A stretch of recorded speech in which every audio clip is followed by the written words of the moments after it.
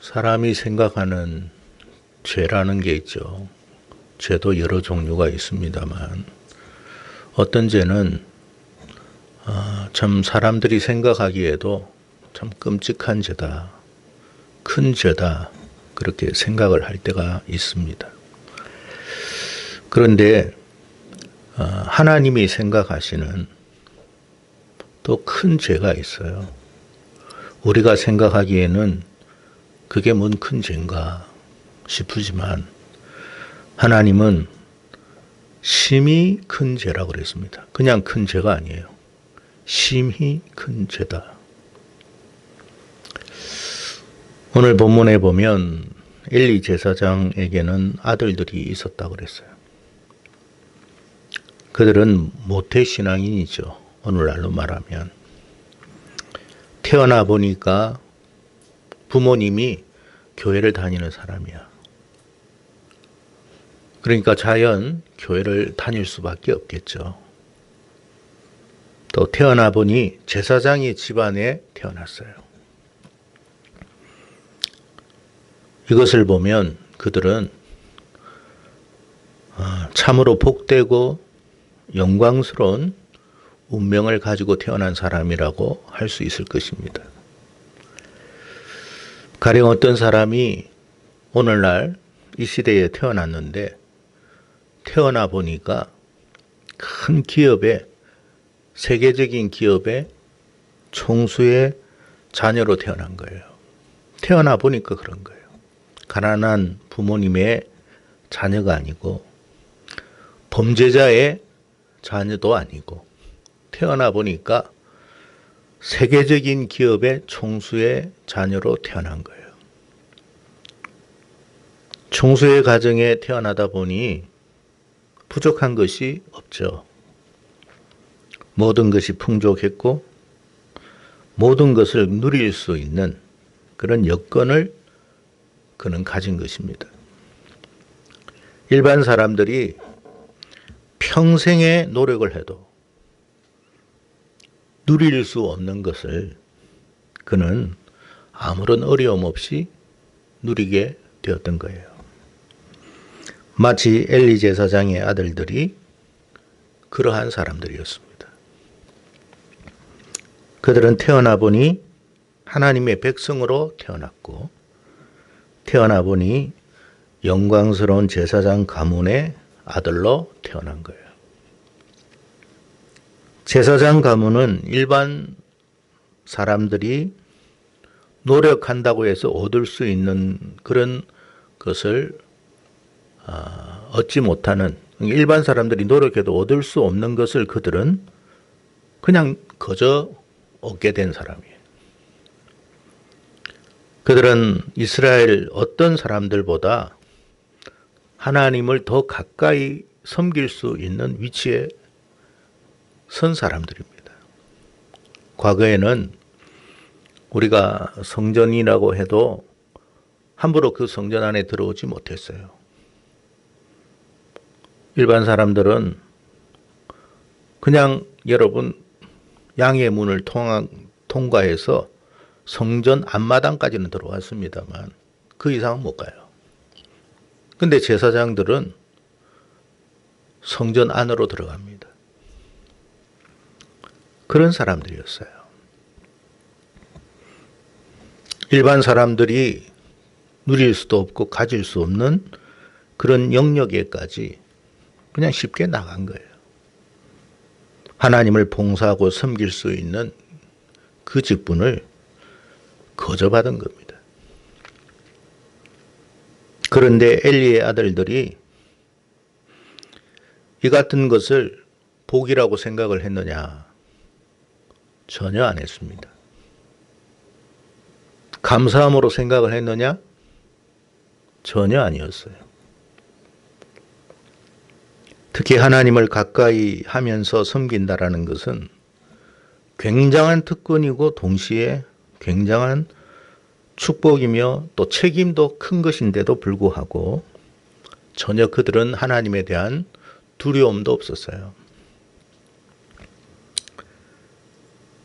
12절의 말씀을 우리가 보면 엘리의 아들들은 행실이 나빠 여호와를 알지 못하더라 그랬어요.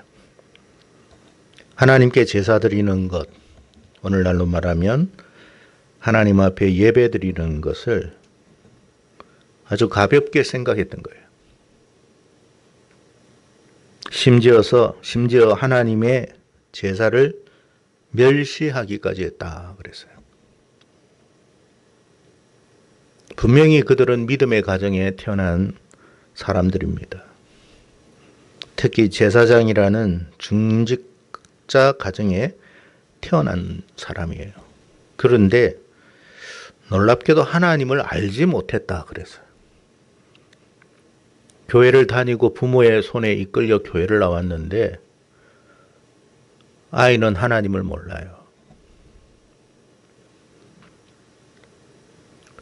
심지어 성막문에서 수종드는 여인들과 함께 동침까지 했다 그랬어요. 오늘날로 말하면 교회 여집사와 동침했다는 뜻이에요.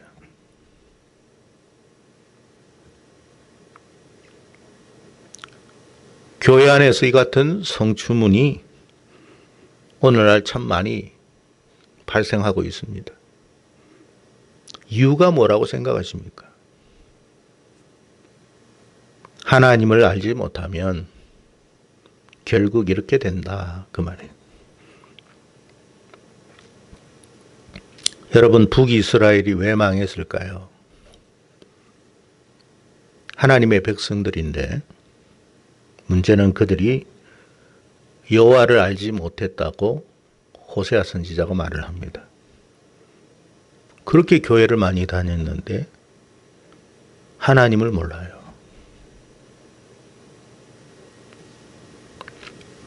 하나님의 살아계심을 믿지 못하면 여러분, 성도라 할지라도 제사장이라 할지라도 결국 그렇게 된다는 거예요. 그러니까 우리가 교회를 다니면서 하나님을 아는 것이 얼마나 중요한가. 신앙생활 하면서 가장 중요한 게 뭐냐면 하나님의 살아계심을 믿는 믿음이에요. 예배도 헌신도 봉사도 이것이 되어야만 할 수 있는 거예요.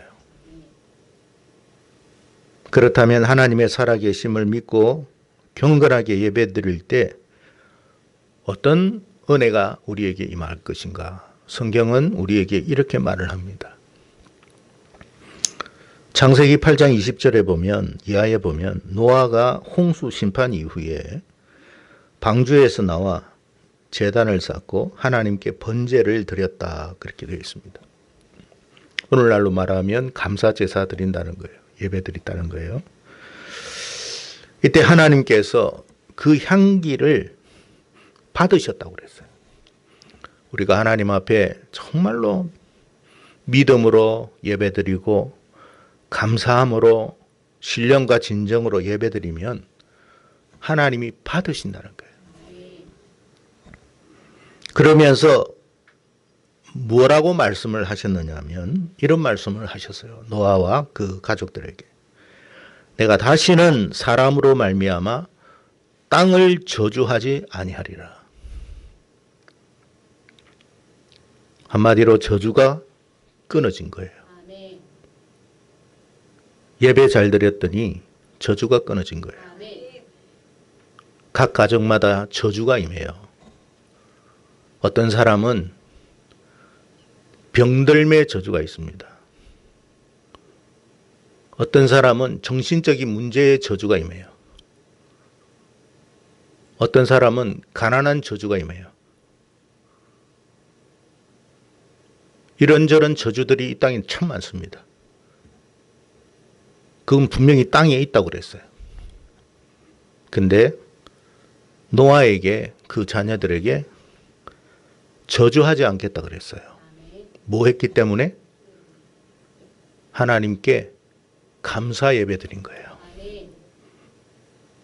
지금 이 예배가 감사의 예배가 돼야 돼요. 내가 하나님 앞에 예배 드릴 수 있는 것이 감사라는 감사함이라는 마음이 나와야 되는 거예요. 하나님 감사합니다. 제가 하나님께 예배 드릴 수 있도록 문을 열어주셔서 감사합니다. 근데 하나님이 그걸 받으시고 그들에게 저주를 끊었다 그랬어요. 만약에 하나님이 이 저주를 끊지 않으면 어떻게 됐을까요? 그들은 홍수 때는 살아남았는지 몰라도 다른 문제로 죽었어요.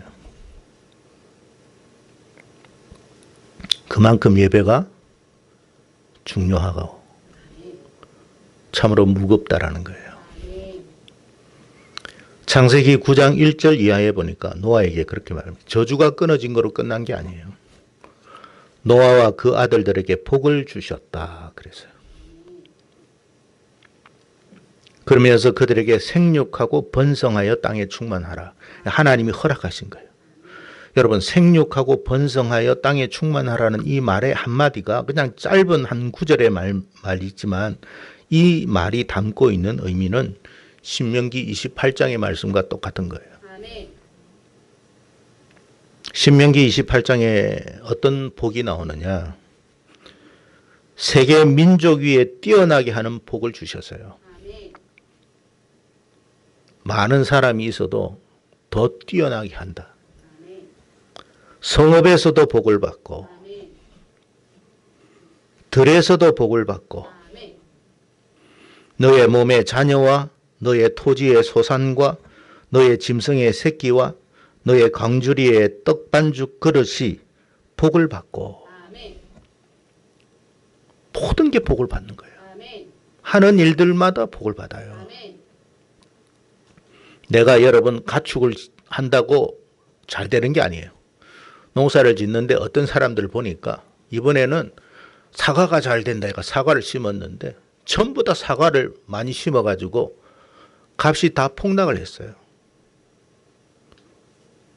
농부들이 샤인머스킷 뭐 그거 심으면 부자 된다 해가지고 전부 다 샤인머스킷 심었는데 너무 많아가지고 똥값이 됐어요. 수고는 했는데 얻는 게 없어요. 근데 하나님께서 복을 주시니까 네가 무엇을 해도 복을 받을 것이다.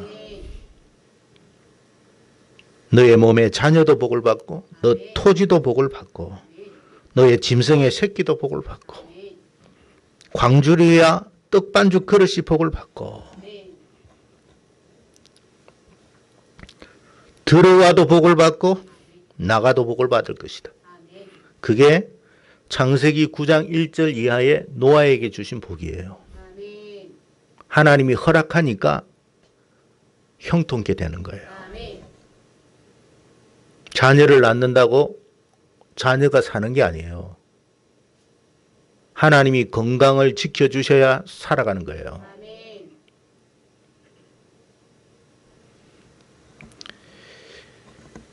하나님을 진심으로 예배 드릴 때에 하나님이 이 같은 복을 주시는 겁니다. 우리가 일주일의 첫날이 주일이잖아요. 달력에도 일요일부터 시작하잖아요.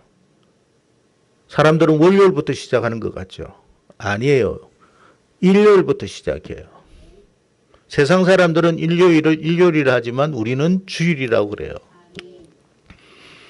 왜 하나님이 시스템을 이렇게 만들까요? 불신자들도 왜 자기도 모르는 상황 속에서 가운데에서 일요일부터 시작하게 할까요? 하나님을 진심으로 예배해라. 월요일부터 토요일까지 복이 임할 것이다. 예배가 실패하면 월요일부터 토요일까지 죽도록 일해보세요. 아무것도 얻지 못할 겁니다. 노력한들 그 노력의 수고가 여러분에게 가는 게 아니에요. 그래서 여러분 엘리의 아들들은 참으로 복된 가정에 태어난 것입니다. 자신의 노력이나 또 어떤 애씀으로 얻은 게 아닙니다. 그저 은혜로 받은 거예요. 문제는 뭐냐면 이 엘리의 아들들이 하나님을 어떻게 했다고요? 알았다 했습니까? 몰랐다 했습니까? 몰랐다. 하나님을 모르니까 하나님에게 제사를 어떻게 드렸습니까? 멸시했다. 여러분, 내가 하나님 모른다고 하나님을 예배하고 예배를 엉터리로 드리고 함부로 드린다고 하나님, 저는 나를 모르니까 그럴 수도 있지, 이럴 것 같아요?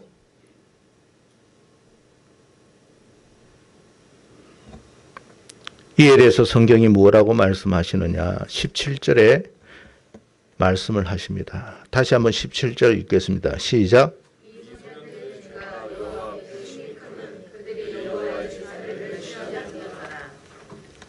이건 제가 기록한 게 아니잖아요. 이들의 죄가 여호와 앞에 심히 크다. 근데 엘리의 아들들이 그런 하나님의 마음을 알았을까요? 몰랐을까요? 모르죠. 모른다고 넘어가는 게 아니에요.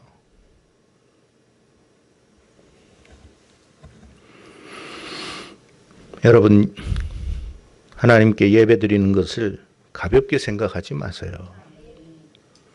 우습게 여기지 마세요. 하나님은 이 같은 행위를 하나님을 멸시하는 것이다 라고 했습니다. 여러분, 누군가가 여러분을 멸시하면 여러분의 마음은 어떨 것 같아요? 기쁘고 즐겁고 아무렇지도 않습니까? 아니면 분노가 일어납니까?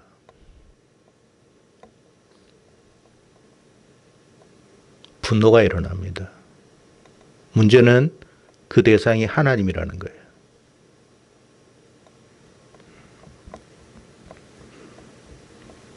하나님 앞에 심히 큰 죄다. 오늘날 사람들이 하나님께 드리는 예배를 아무렇지도 않게 생각해요. 꾸벅꾸벅 졸고 딴 생각하고. 문제는 하나님이 우리의 중심까지도 보고 계시는 거예요.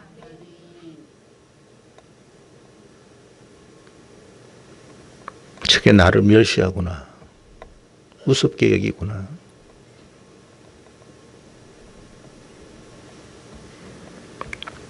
그걸 하나님이 심히 큰 죄라고 했으니까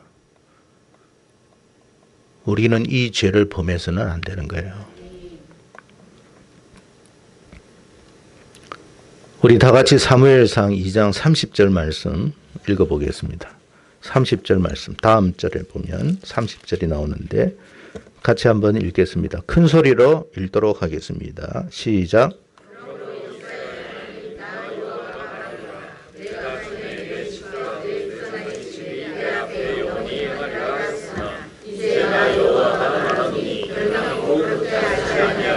나를 존중히 여기는 자를 내가 존중히 여기고 나를 멸시하는 자를 내가 경멸하리라. 이전에 엘리의 가정에 하나님이 복을 주셨어요. 뭐 어떤 복을 주셨느냐? 너의 집과 너 조상의 집이 내 앞에 영원히 있을 것이라는 복. 그런데 오늘 이 시간부로 어떻게 됐다고요? 취소다. 여러분, 취소될 수 있을까요? 없을까요? 사울 왕에게 기름을 부었죠. 취소됐습니다. 취소될 수 있어요. 나를 존중히 여기는 자를, 우리가 여러분 대단한 것을 했기 때문에 아니에요. 우리의 마음이 하나님을 존중하는 마음. 그럴 때 하나님도 우리를 존중해 주는 거예요. 반대로 우리가 우리가 하나님을 멸시하면 하나님도 그를 경멸히 여길 것이다. 엘리 가정에 대한 하나님의 축복이 철회됨과 동시에 알아야 돼요. 저주가 아까 끊어졌는데 저주 끊어짐으로 끝난 게 아니고 축복으로 이어졌듯이 엘리 가정은 축복이 철회되었을 뿐만 아니라 동시에 저주를 선포합니다. 어떤 저주가 선포되었는지 보겠습니다. 31절입니다. 같이 한번 읽겠습니다. 시작.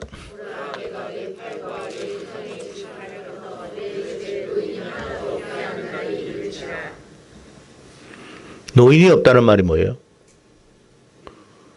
전부 다 일찍 요절한다는 거예요. 우리가 여러분 건강하게 오래 살고 싶어 하잖아요. 이게 우리 힘으로 되는 게 아니에요.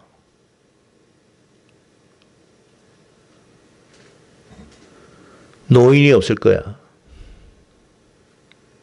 31절, 32절 읽겠습니다. 시작.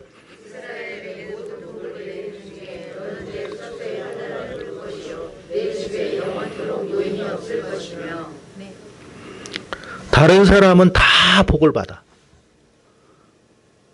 지금 경제가 너무 좋아. 그 모든 사람이 다 복을 받았어. 근데 너는 아니야.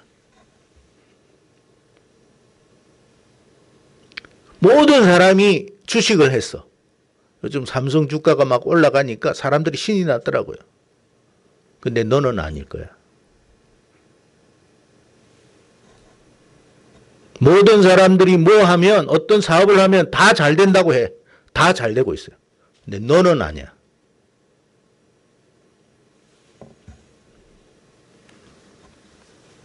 (33절) 읽겠습니다. 시작.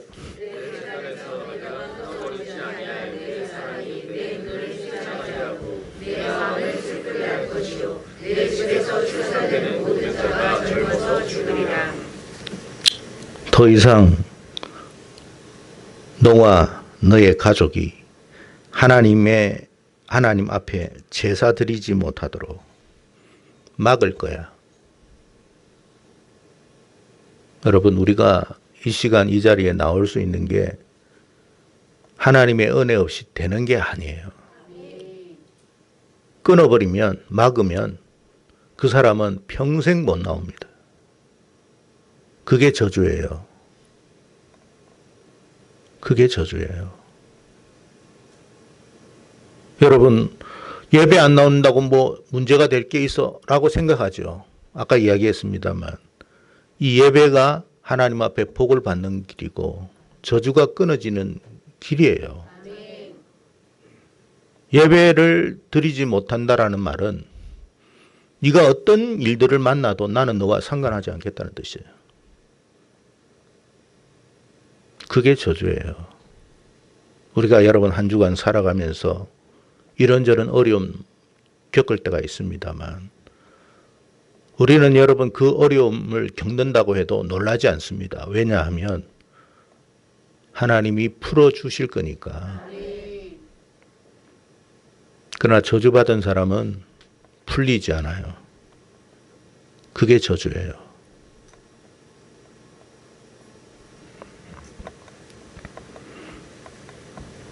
그리고 너의 직분은 다른 사람이 가져갈 것이야. 여러분, 하나님 앞에 직분을 받았습니까? 귀하게 여기세요. 교사의 직분, 집사의 직분, 봉사의 직분, 찬양의 직분, 말씀 전함의 직분, 귀하게 여기세요. 너 아니라도 내가 다른 사람 세울 수 있어. 우리는 이런 착각하죠. 이 작은 교회일수록 내가 빠지면 말이야 이 교회 안 될 거야. 내가 헌금하지 않으면 이 교회 안 돼. 한번 그렇게 해보세요. 어떤 결과가 나오는지.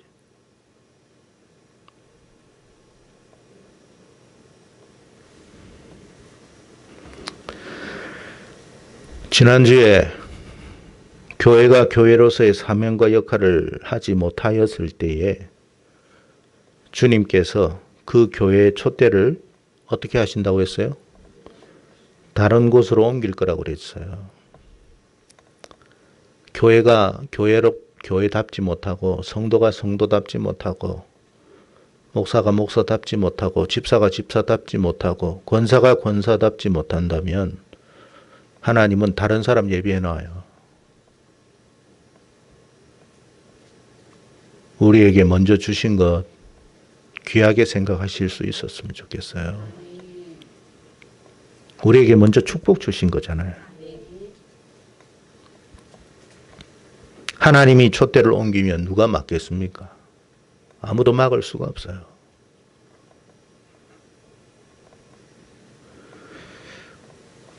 이후로 어떤 노력과 수고를 해도 아무 소용이 없어요. 그때는 소용없어요. 여러분 한번 시험해 보실랍니까? 진짜인지 아닌지.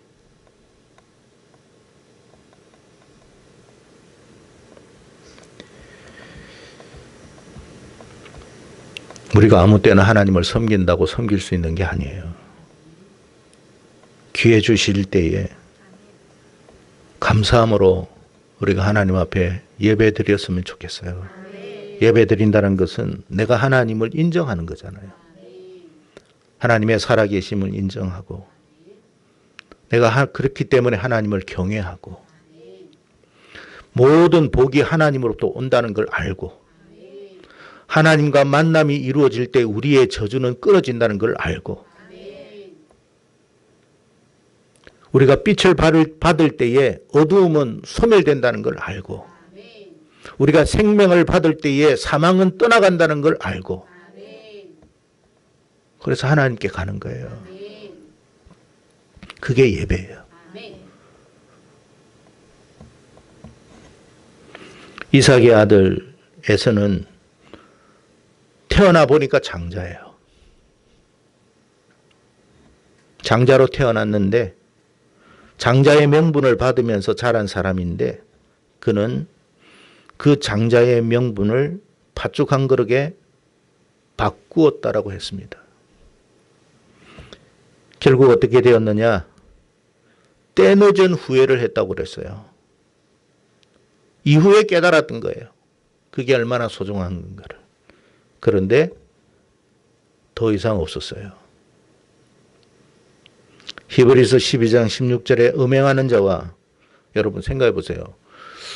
장자의 명분을 판 에서하고 음행하는 자하고 똑같이 취급을 했어요. 우리가 생각할 때 음행하는 거하고 그거 어떻게 같습니까? 라고 할 수 있잖아요. 근데 하나님은 똑같이 취급했어요. 음행하는 자와 혹 한 그릇 식물을 위하여 장자의 명분을 판 에서와 같이 망령된 자가 있을까 두려워하라. 여러분 하나님은 대체자가 많습니다. 제가 요즘 하나님께 기도를 하죠. 하나님은 대체자가 많으니까 저 아니고도 얼마든지 세울 수 있다고 생각이 됩니다.